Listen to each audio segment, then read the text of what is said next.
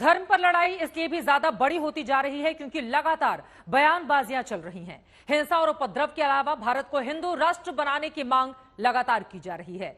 बाबा बागेश्वर धाम जहां इसे लेकर हवन कर रहे हैं, तो वहीं उनके समर्थन में सियासी लोग भी मैदान में आ गए हैं। आज बागेश्वर धाम की धरती फिर से छूने आया। आज बागेश्वर धाम की धरती फिर से छूने आया हूँ।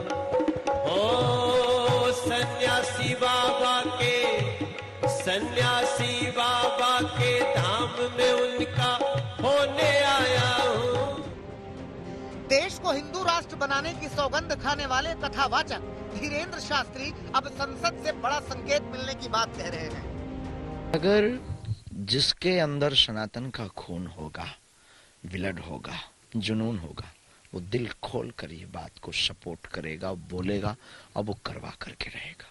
जिसके खून में दिक्कत होगी वो नहीं बोलेगा, तो उनसे कोई फर्क नहीं पड़ता। ये आ रही है बहुत जल्दी, ये क्रांति किससे संसद में कुछ होने वाला है।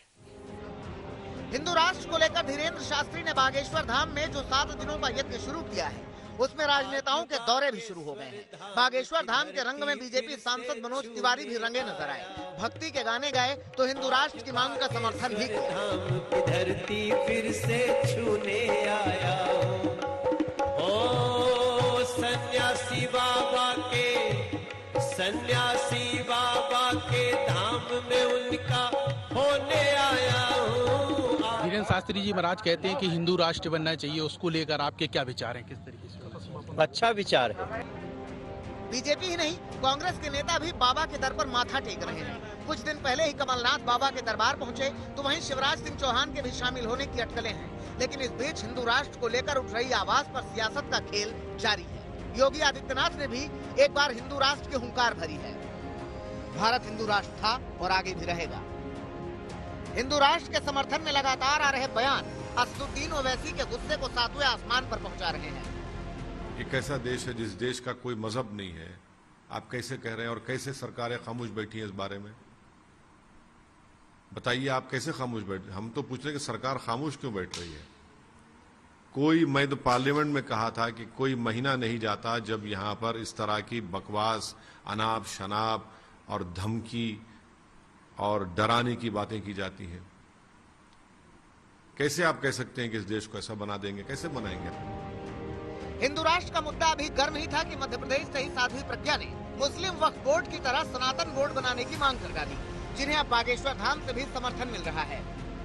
हिंदू का धन यानी श्रद्धा का दान जो मठ और मंदिरों में लगता है, वह हिंदुओं के विकास, हिंदुओं के बच्चों के पढ़ाई लिखाई में, उनके रोग निदान में, मंदिरों के भव्य निर्माण में और